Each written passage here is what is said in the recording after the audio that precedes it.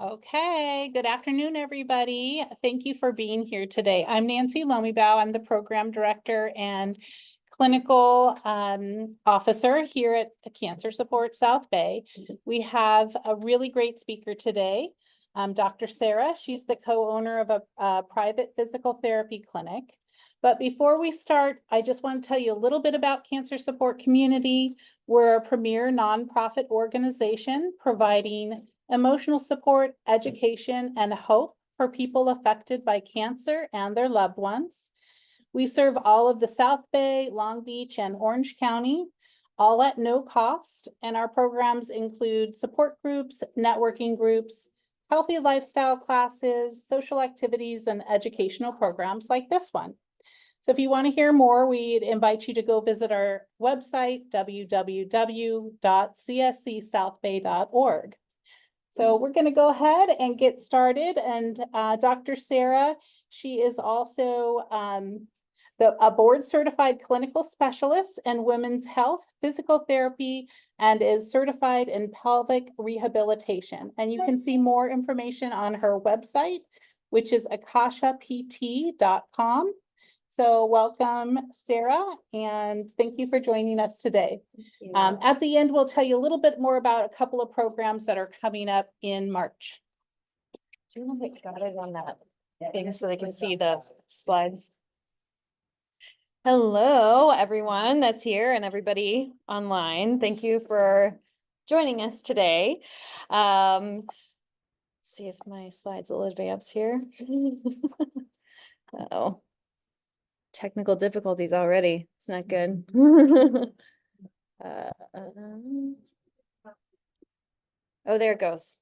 We're good. All right. So a little bit about me, as she said, I'm a pelvic health physical therapist, which basically means that my specialty and my focus is on areas from here to here. Basically in this region, extending a little bit beyond that as it applies to other things. And I am the co-owner and practicing therapist at Akasha PT, which is in Long Beach. And as she mentioned, board certified clinical specialist in women's health and certified in pelvic health physical therapy. So this is what I've been doing for the entirety of my career. And I also a mom of 2 kids. There's my little family, important part of who I am personally. And so let's talk about what we're going to talk about today. Thought the cartoon was kind of cute for relevant to our particular topic here as well. But we are not going to talk about how to unclog the toilet, hopefully the opposite of that. So we're going to talk about some of the factors that do affect constipation. We'll talk about what the pelvic floor even is and how it affects bowel movements and constipation specifically. And then most importantly, what exercises and things can you do to help with that, as well as other techniques and strategies that can also be helpful. And then also how you know if you might need more help than just what the tools that we're offering that maybe PT can help with, and some resources to get that help if you do need it. So getting started with those factors that affect constipation. Unlike in this cartoon, which implies a spiritual effect of constipation, there are several different factors that can affect it. Of course, one of the most obvious ones is nutrition, and I think everybody knows that what you put into your body has some effect on what's going to come out and how it's going to come out, right? But we'll talk a little bit more about that. And water intake is one that maybe not everybody thinks about, but that's also important. The more water that you have, the more hydrated you are, the better things can move through your colon. Movement is another good one that not everybody thinks about. And just talking about simple things like walking, just getting your heart rate up, getting your body moving also helps to stimulate your bowels. And stress and sleep, some others that not everybody thinks about. And we'll talk a little more about how those can affect it later. Big one for our topic for today is pelvic floor function. That can have an effect on how things come out. One that's not as modifiable, probably the least modifiable one on this list is medications that you have the least control over, but we all know, I'm sure, that that can have a big effect on constipation. And similarly, surgeries, scar tissue, adhesions. While you can't modify the circumstances that have happened, there are some things we can do in PT to help with those things. So we'll talk a little bit about that. All right, so let's talk about the pelvic floor. Does anybody have some knowledge of the pelvic floor, have an idea of what the pelvic floor is? Just like by nod of the head, maybe. Little acknowledgement, a little bit of that. Okay, maybe a little bit. So the pelvic floor is these muscles that are at the bottom of our pelvis. So we can see that picture as a model of women, but then also as a model of men that have the same exact muscles. So let's also take a look at that in sort of for the people that are here, but we'll also try to get this for the people online too, in a more 3D version here. So all of these muscles from the pubic bone to the tailbone here are all part of the pelvic floor.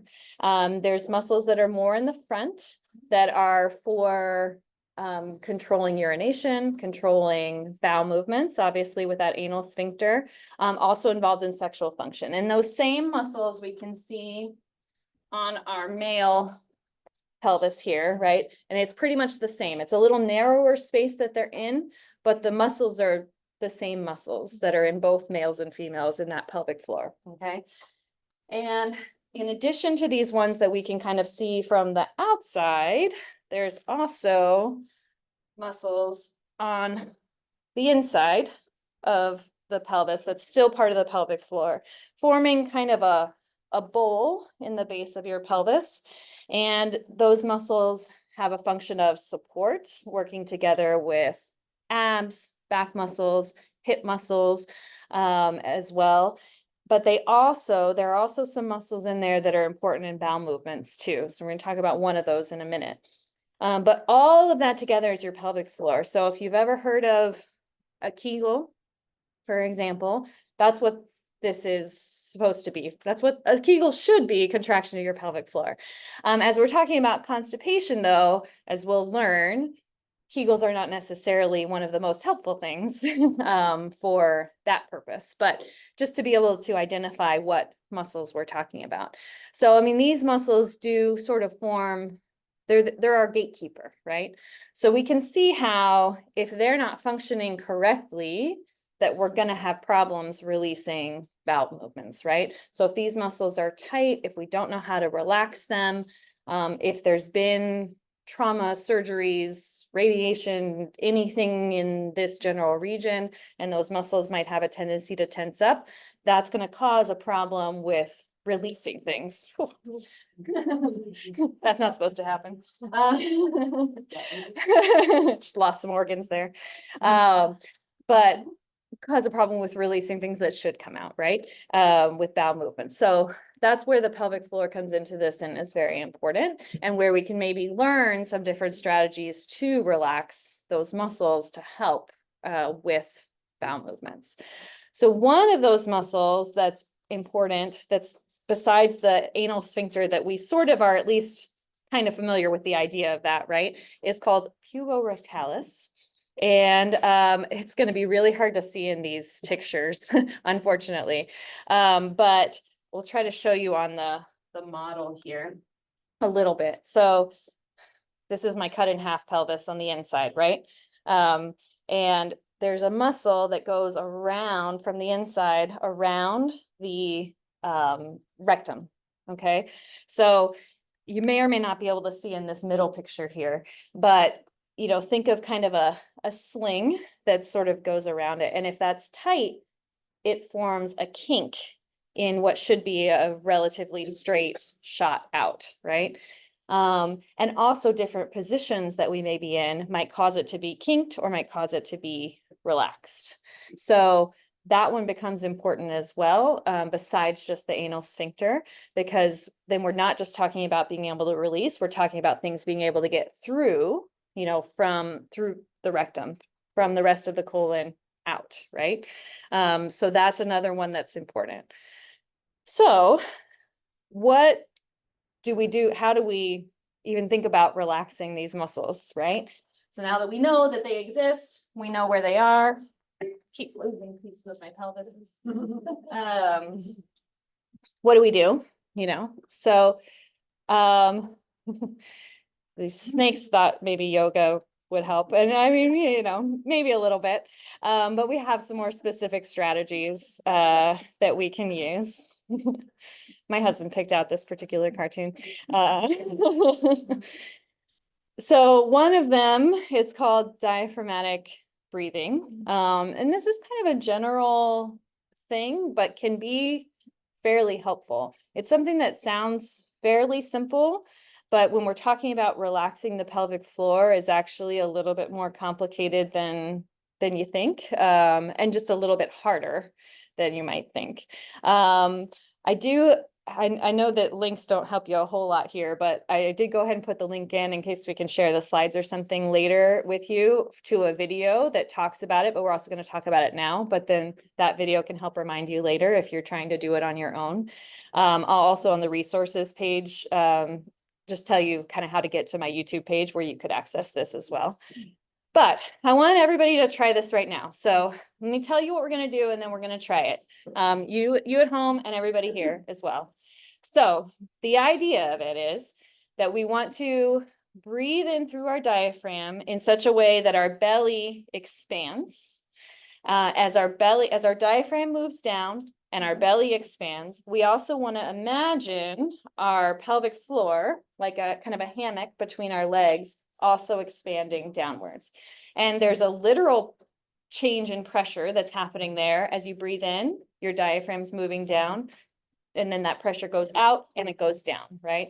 But the other thing that's happening there is a kind of calming of the nervous system as well that helps those muscles to relax. And then when you add a visualization of those muscles, kind of like a hammock between your legs that's dropping, that really helps to get that full relaxation. So kind of sit back in your chair a little bit and sort of adjust side to side a bit till you can kind of feel both of your sit bones here in contact with your seat, okay? And then you should also sort of be able to feel your pelvic floor maybe kind of in contact with the seat that you're sitting on, okay?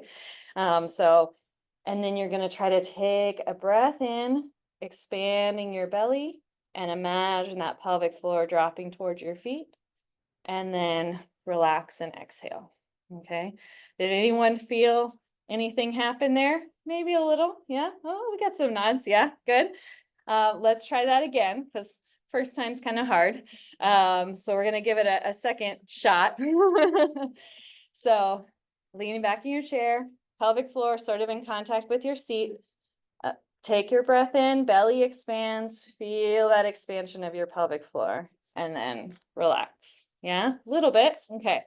So one of the things that you want to think about, if that's really hard for you to do, it could be that your pelvic floor is a little bit tense and that you don't have a good awareness of how to relax it, which is something that PT can help with if that's a problem.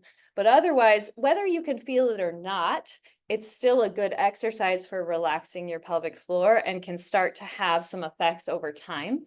And in practice, you know, this is a pretty low risk, easy thing to do, right? You know, it's not going to hurt anything for sure, right?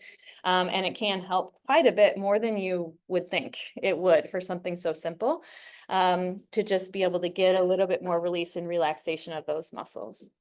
So, you know, I would tell people to practice this usually like 2 or 3 times throughout their day for a few minutes, if this is something that they're working on, to get a little bit of awareness of what it feels like to let go of those muscles, but also practice doing it and practice feeling that relaxation. So that's one thing. Another thing, there are some stretches that I'm not going to get down on the floor and show you right now, but just know that this is I thought about it. What was that? They have yoga mats. Yeah. Yeah. But but I could tell you, a little bit about what it looks like, and then you can go on my YouTube page later to take a look. And it's a whole 17-minute video, or I'd show it to you right now. But it's basically a series of different stretches that are kind of yoga type stretches that are focused on kind of opening and relaxing the pelvic floor. So this is, again, a good little routine to do to help relax those muscles if that's something that you're thinking you might have a problem with. And it'd be a thing that you might do every day or every other day to just start to get a little bit more release and relaxation of those muscles. And it's all very like basic, easy things, laying on your back, that's mostly just about relaxation and not a lot about stretching in maybe the way that you might think, right? So like there's a stretch where you might pull your knee into your chest, and the goal of that is not to bring your knee as far as you can possibly bring it into your chest, but more to just get into a relaxed position and then do that breathing to help to relax your muscles, right? So that's another thing that you could try, is some of those stretches. And I mean, along those lines, I mean, relaxing, restorative yoga, gentle yoga and such can also be helpful, but maybe a little less direct than like these specific stretches, though you could take some of the techniques in that video and this breathing and apply that to an actual like restorative yoga class, kind of get a little bit of 2-for-1 there. Okay, here's another big one. We were talking about that puborectalis muscle, if you remember, that one that kind of slings around the rectum there. And one of the things in positioning, and I'm sure at least some of you have heard of this because of the squatty potty, right? And those videos and commercials with like rainbow unicorn and stuff. If you haven't seen that, you really need to look that up because it's really funny. But there really is some science to that if you get your knees above your hips, that puborectalis muscle relaxes. And so you have more of a straight shot of your rectum for things to come out a little bit easier. So for most people, that can be a really useful strategy. You do not have to have an actual squatty potty, obviously. Any sort of stool. If you have some old phone books, does anybody still have old phone books? Is that a thing? Oh, we got one too. Oh yeah, that's why I said old phone books, the ones that like the legit ones. You have some good old ones, yeah. Stack them up, maybe do some duct tape, and then you can put those, keep it in your bathroom for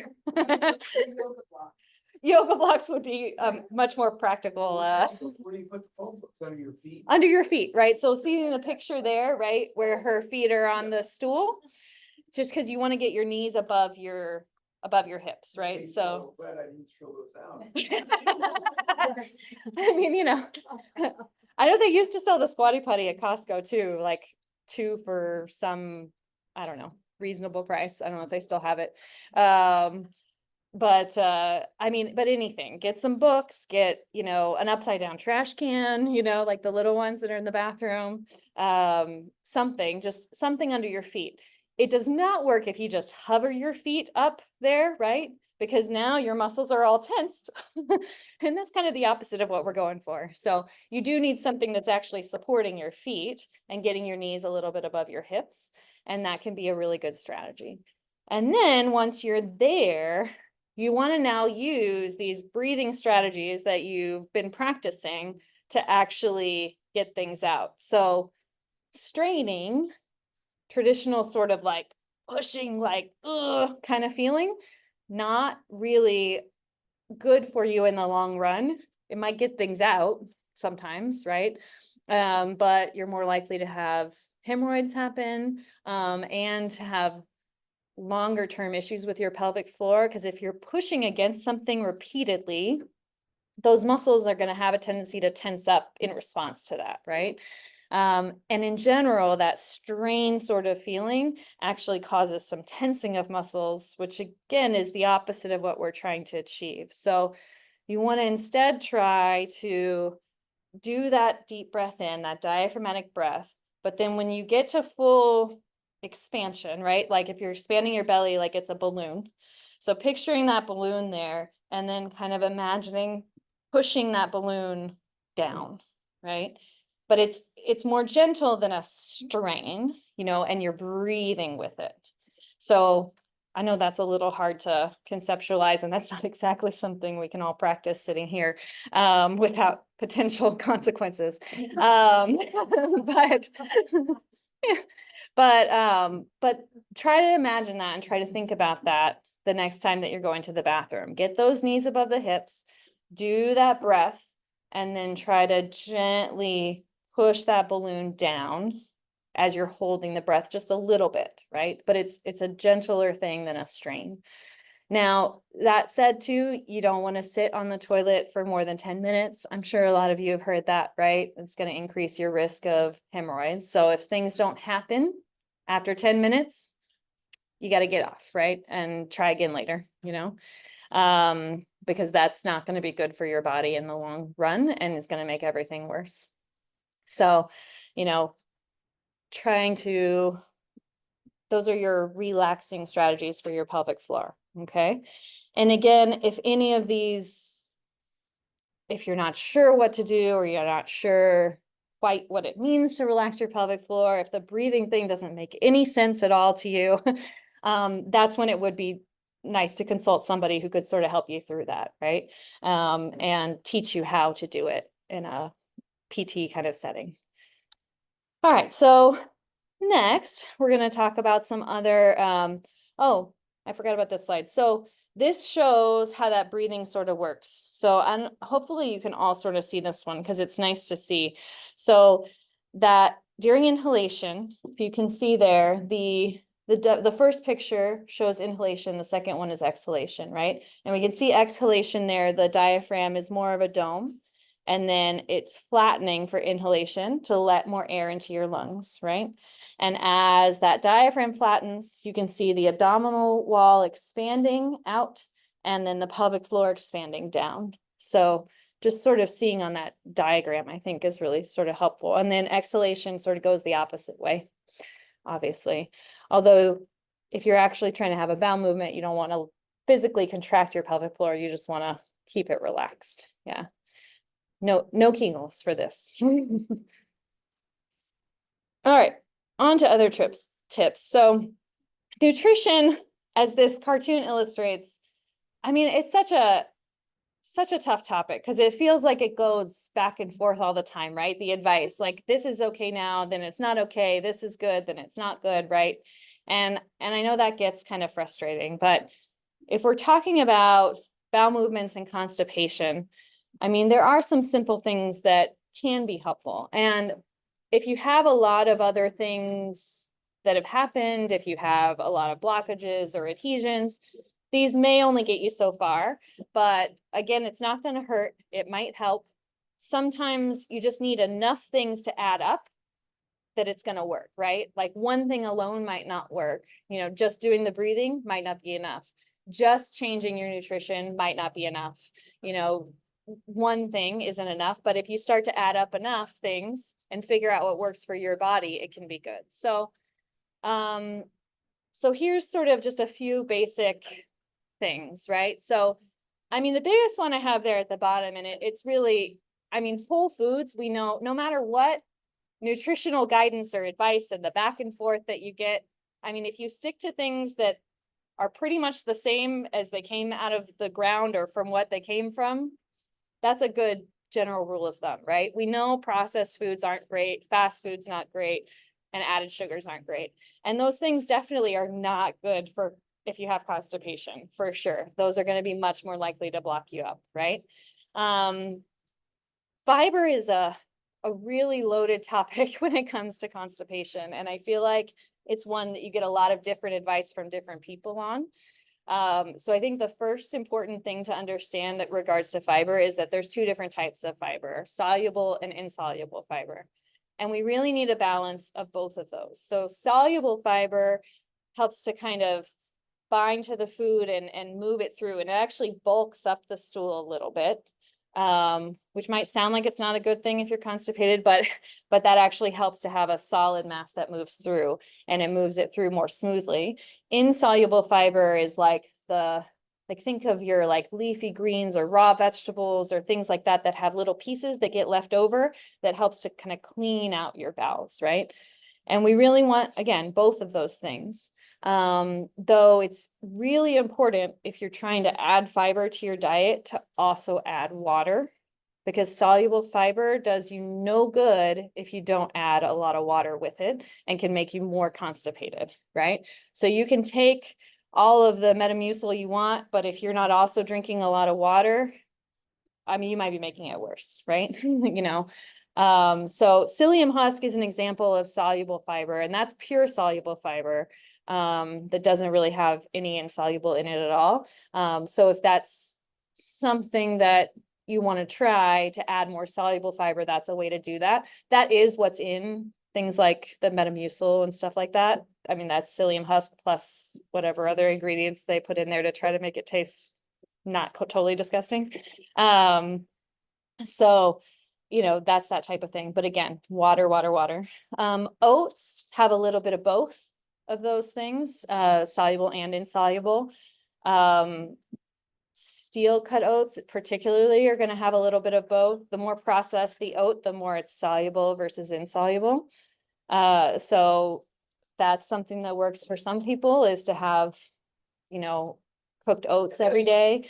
Chia seeds work for some people to add a little bit, like at night before you go to bed, you have a little bit of chia pudding or something along those lines, or you add some to your oats or put it in a smoothie or something like that. Sometimes that works for people. Smooth move tea, if you hadn't heard of it, helps some people. I don't know exactly what's in it, I gotta be honest. But it's one that can be pretty helpful. Have a cup of tea at night and then might have a bowel movement in the morning, you know? And then, I mean, if you think about how many vegetables you eat per day and think about really what a serving of vegetables is. I mean, how many of you think you really get 5 servings of vegetables a day? That's a lot, right? We got 1. That's good. Good for you. But I think most of us don't really get that much, right? So if you want to really put some time and effort into nutrition for this or other purposes, that can be a really big game changer to make you even feel, I mean, more energy and other things too, right? Not just for your constipation. Eating more vegetables can be a really big deal, and a variety, different colors and different types, yeah?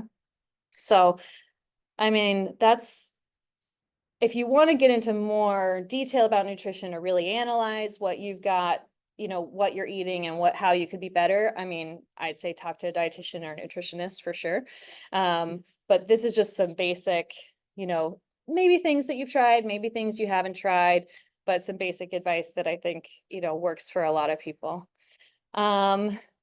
Okay, I promised you we'd talk a little bit more about stress and sleep and movement. So here's our slide about that.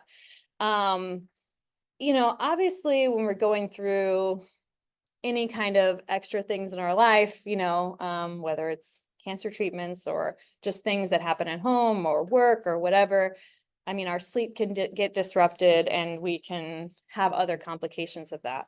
But one of those is in our bowels, you know, because cortisol, that stress hormone, it does slow down the digestive system. It's diverting blood flow to the muscles and those fight or flight functions, right? So, I mean, what that's intended for is when we have an immediate threat, right? You know, our fight or flight response kicks in to, you know, battle a lion, or I don't think you're going to battle a lion successfully, but, you know, whatever that like evolutionary, you know, reasons, right? These immediate threats that happen. And so we want blood flow to our muscles. We want to be able to fight, or we want to be able to run. And so what we don't need during those times is our digestive function, right? That can wait. You know, if there's a threat in front of us, digestion can wait. However, our lifestyles for almost all Americans, right? We end up being in this fight or flight a lot more of the time than we were designed to be, you know, when we have these constant little mini stresses, you know, all the time. I think technology feeds into that as well. You know, you see things online, constant stream of news and negative news and bad news, right? And work, a lot of our work life, it ends up being very fight or flight, very cortisol driven, right? So we may not even totally realize how much this is affecting us, because if you've lived your whole life that way, in that constant fight or flight, you don't know the difference, right? And you're not realizing the effect that that's having on your body, but it definitely is having an effect on your body, right? And your bowel movements is one of the ways that that's having an effect. So, I mean, that's obviously not an easy one to just tackle overnight. You know, if you're living in that fight or flight all the time, that's a lot. That's a big thing to try to change. So you don't change it with one big thing, you change it with a lot of little things, right?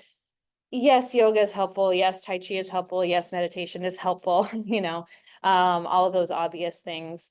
But one of the things that I think doesn't get enough attention is finding the things that you really love to do, the things that feed your soul that you really like, and spending time on those things, taking time for yourself to do those things. I think that is one of the biggest stress relievers. So maybe it's taking a walk in nature or on the beach or something like that. Maybe it's painting, maybe it's listening to music, gardening, woodworking, you know, I don't know, you know, whatever is something that you're really passionate about, where you feel like you get to do something for yourself. I think that that can be a really big game changer in the way that your body is functioning and in reducing those cortisol levels. So just food for thought, something to think about there, right? And then sleep, which is sort of related to the last one, right? If you have all this stuff going on in your head all the time and there's a lot happening, sometimes it's hard to get to sleep at night. Sometimes it's hard to get into a deep sleep, right? You might be restless. You might, you know, be waking up in the middle of the night, having trouble getting back to sleep. And, but that does have an effect on your bowels, right? Because again, that deep sleep is a time where the opposite of that fight or flight, that rest and relax, rest and digest parasympathetic part of our nervous system gets to have its time, right?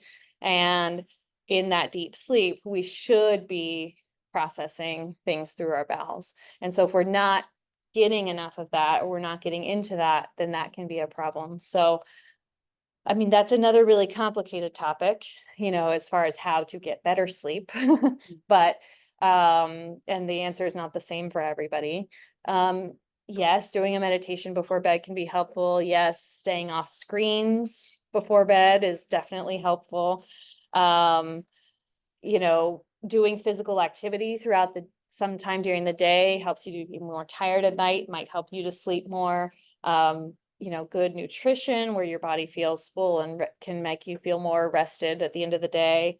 Avoiding, you know, alcohol at night too, is usually better for good sleep. And of course, caffeine after, you know, afternoon, anytime after that can be, you know, disruptive for your sleep. I know, I just realized I have my tea here too. But you know, thinking of the things that might help you to get into that better sleep and really attending to them, making a routine out of it, to just see if you can improve that. And of course, if it's really an issue for you, talking to your doctor about other options, maybe there are medications that's the right call for you. I don't know.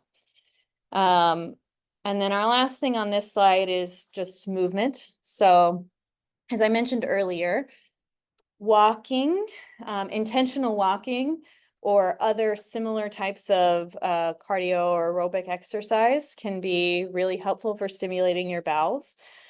In fact, you know, if you're trying to kind of piece some of these different things together, you can think about maybe creating a routine, what we might call a bowel routine, to help get things going. You know, usually first thing in the morning-ish or morning time is a good time to try to stimulate things. So, you know, what that would look like is maybe you try that smooth move tea the night before, right? And to get things moving during the night. And then when you wake up, you go ahead and eat a little something, because eating also stimulates bowel function. And you eat something like those oats with chia or something like that, right? That might kind of get things going. And then you have a hot beverage, because I don't think I mentioned that anywhere in the slides, but like caffeine, tea, coffee, or even just something hot does help to stimulate your bowels. And then maybe you go for, if you have to go to the bathroom by then go ahead and go. But if not, then maybe you go for a little walk, like a little 10-minute walk. And then you come back and you sit on the toilet, get your knees above your hips, do some of your breathing and see if you can get something to happen, right? And make a routine of that you're doing every day. And sometimes that can be a good way to get a more regular habit going, by adding these things together, right?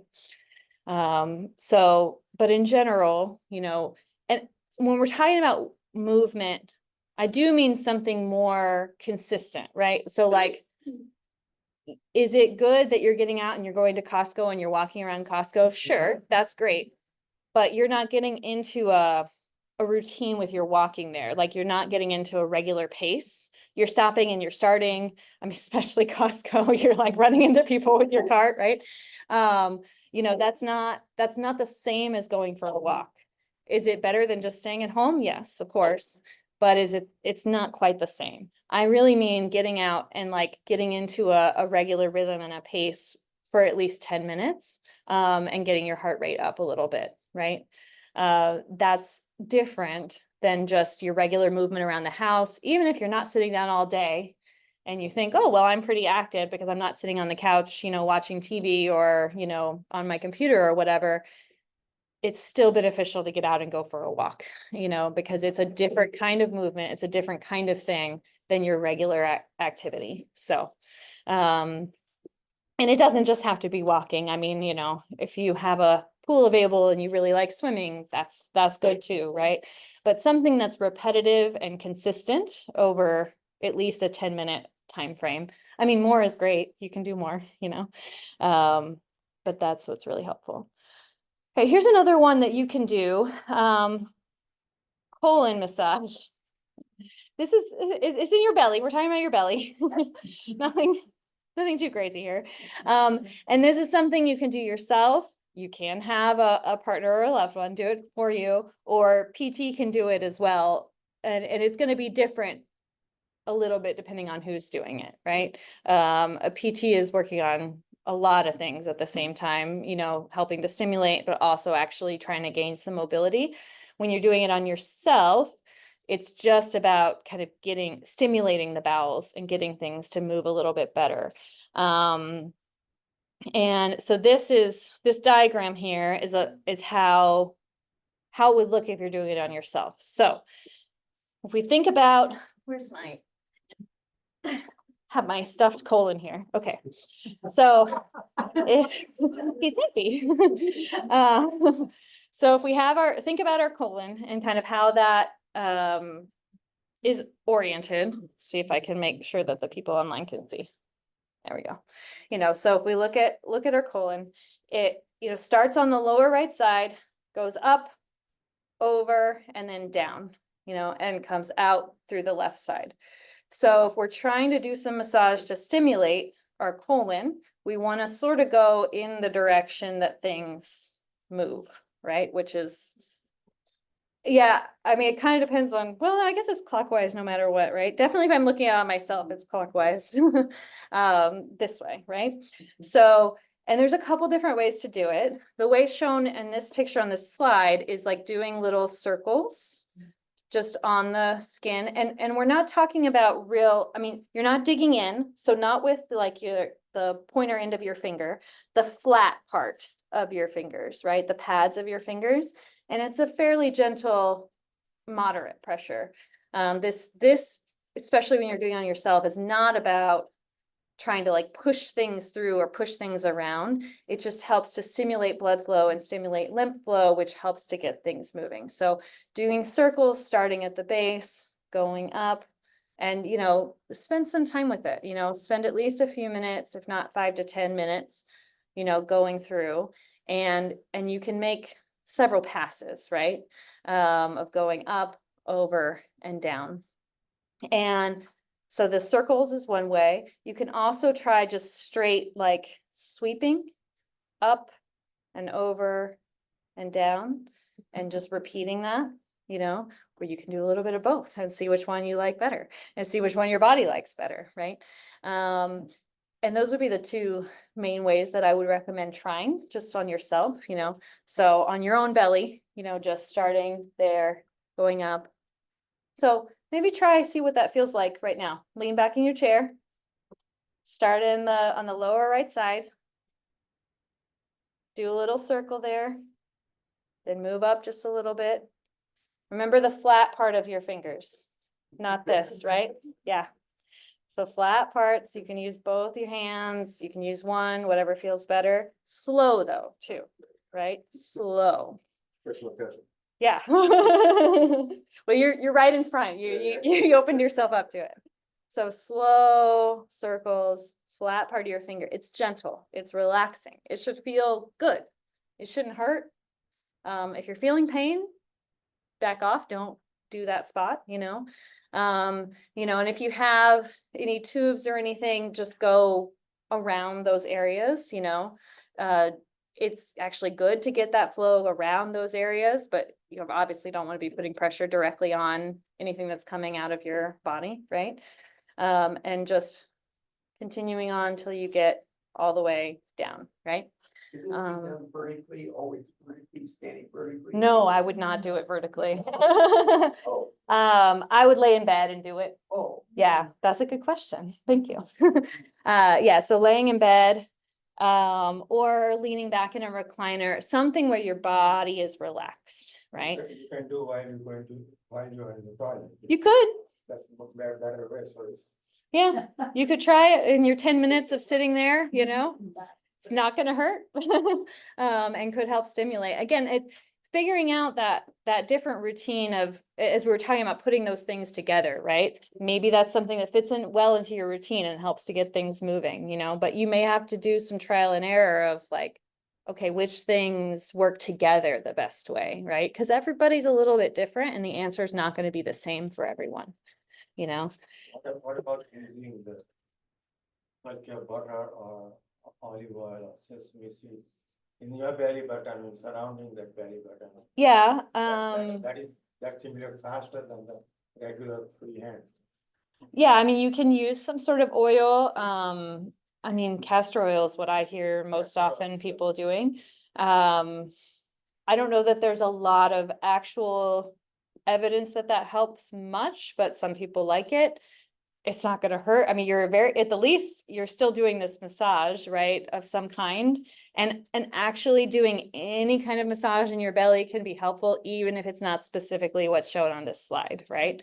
That's just one way that we teach it that can be particularly helpful. But yeah, I mean, you can use castor oil, olive oil, something else if you want to.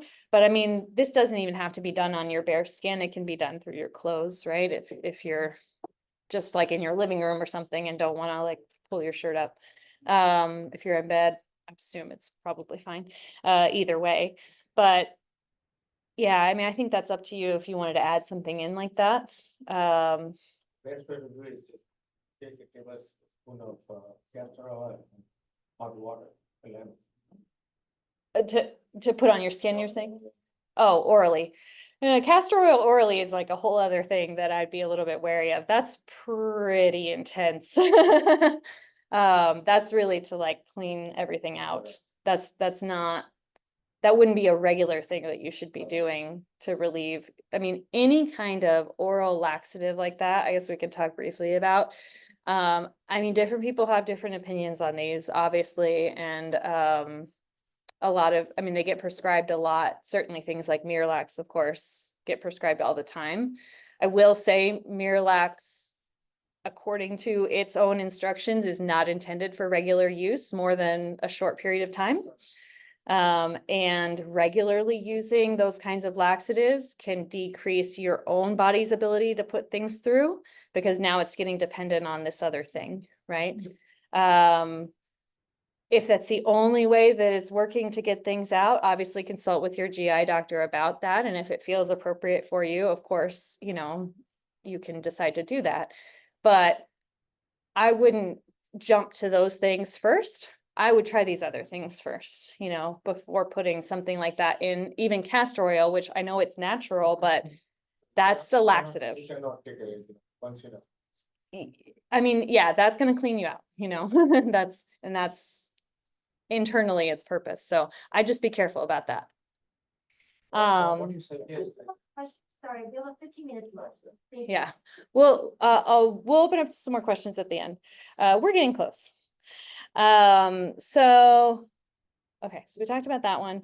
Oh yeah, here we are. So, resources, if you're trying all of these things, you know, and it's still not working, or if you have something else like a lot of blockages or adhesions or scar tissue that's really in the way, or you're really not understanding how to relax your pelvic floor or anything along those lines, I mean, that's when it's maybe time to try to get an evaluation from a PT who does specialize in pelvic floor, and get some help. So, I mean, here's the information for my clinic. You can go to our website. That also has, I mean, you can look up our YouTube. If you just go to YouTube and type in our information, you'll see our YouTube page. And I don't have a whole bunch of videos on there. So you'll see the two that I was talking about for the stretches and the diaphragmatic breathing. And you can also look at our website. And then if we're not local to you or you need somebody else, there's 3 different websites that you can find other pelvic PTs that are listed there, you know, that are locators for, you know, nationwide for other PTs. And there's a few others around, you know, that you can take a look at as well. So that's everything that I had. Now, if we want to open it up to some, did you have? So, we have some questions online. Oh, great, yeah. The first is, what about probiotics for IBS, SIBO? SIBO. SIBO, and what, if so, what type? Yeah, probiotics for actually either of those things, I don't know, that's a complicated topic. Probiotics sometimes are helpful just in general for constipation. For IBS, I don't know that there's a lot of evidence that it's super helpful. And SIBO, sometimes certain probiotics can make it worse because you're already dealing with an overgrowth of bacteria, and then now you're kind of feeding it with more. So that probably wouldn't be my go-to for either of those things. I'm going to address the people online first, and we'll get to in person. For those online, if you have any questions, feel free to put it into the chat or unmute yourself and we can ask those questions.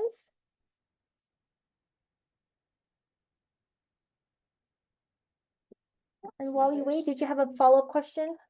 Yeah, I just wanted to know, since the topic you had, that's why I was questioning that, like, if suppose you're eating the food, a high fiber and gets stuck on the wall, it's not coming out, so what is the solution? Like, if you say all the nuts are very.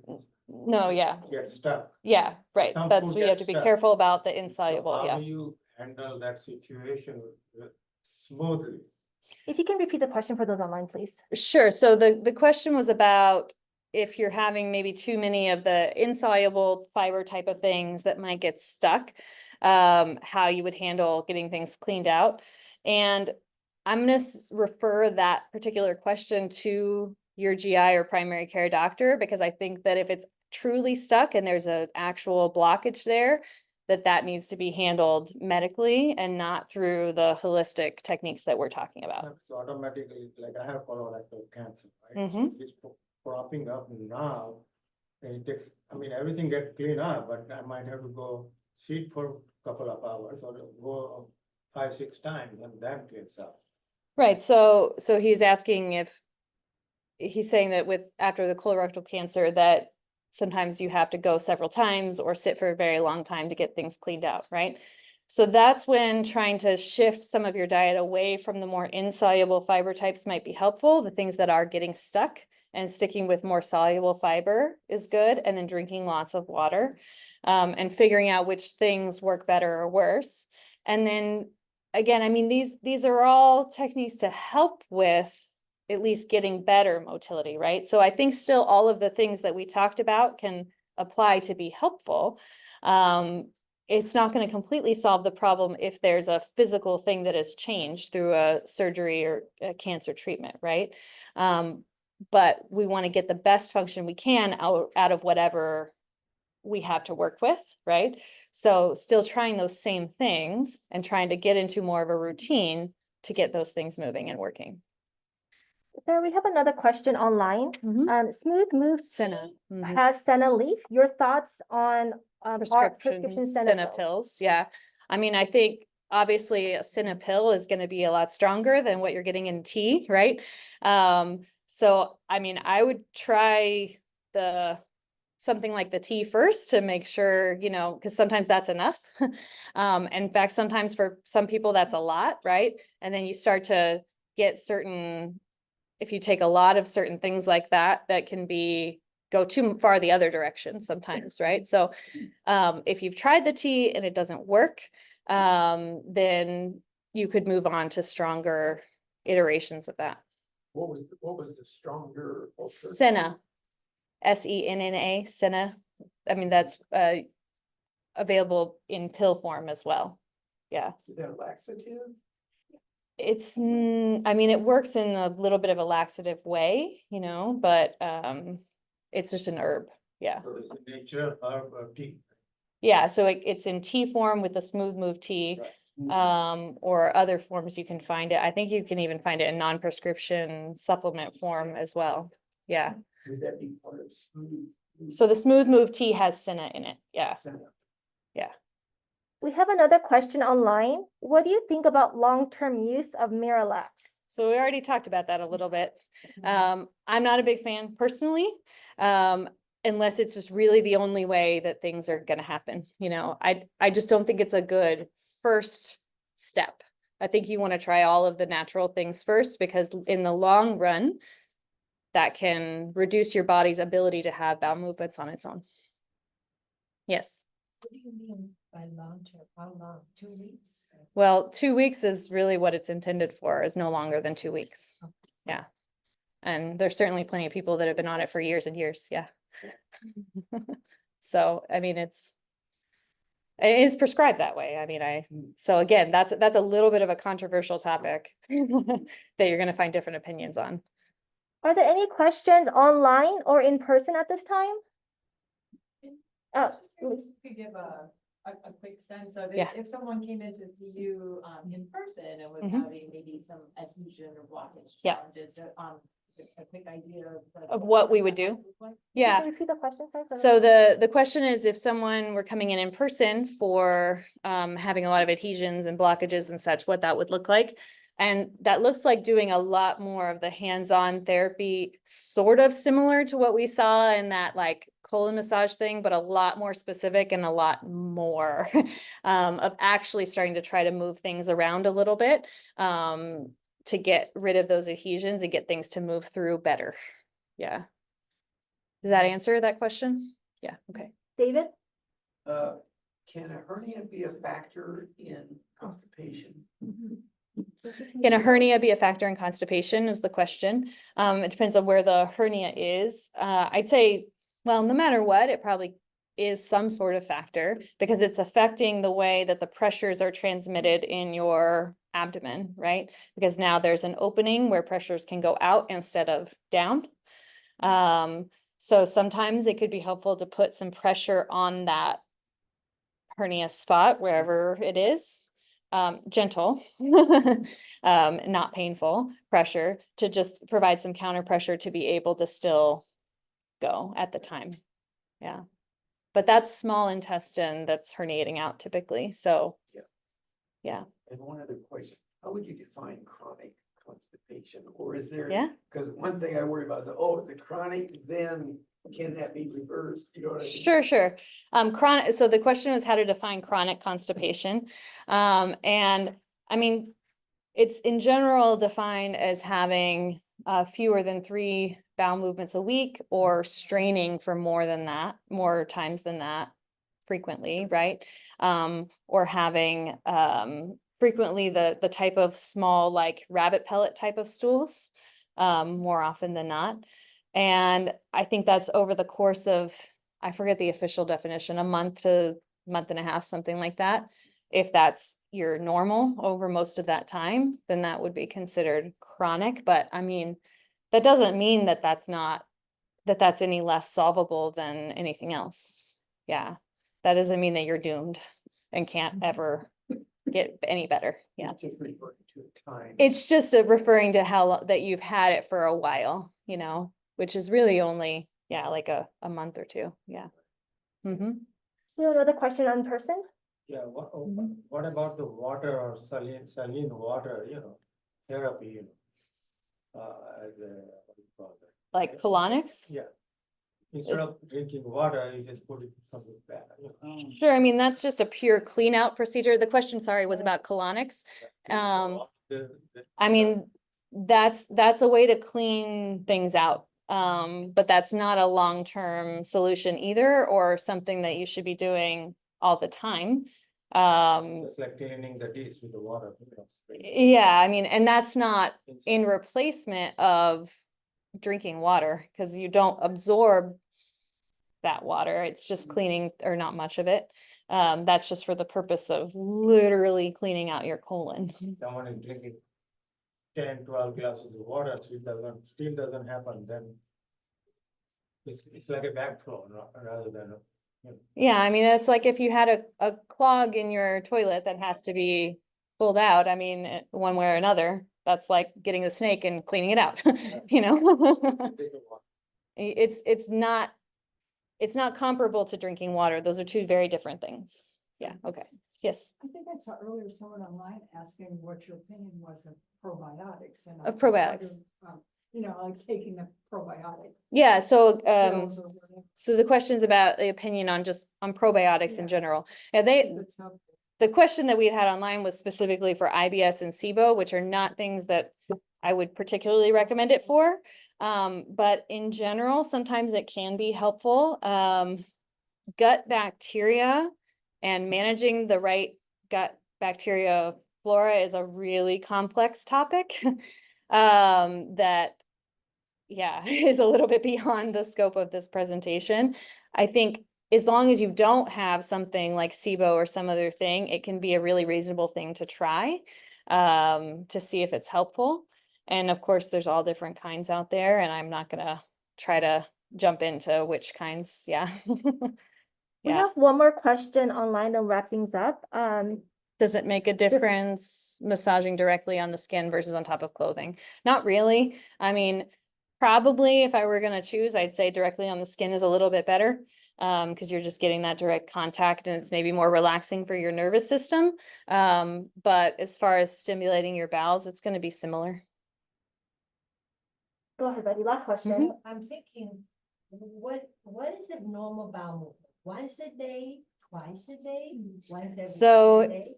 It's what's a normal bowel movement is the question, and it's considered normal anywhere from 3 times a day to once every 3 days, which is a really big range.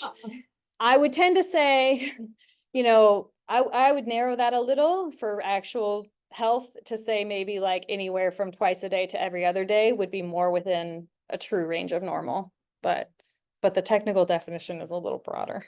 Does that depend on the metabolic rate? It depends on a lot of things. He asked if it depended on the metabolic rate. Yeah. It depends on a lot of things. Thank you so much, Dr. Sarah, for being here with us today. I appreciate everyone online for joining as well. I'm going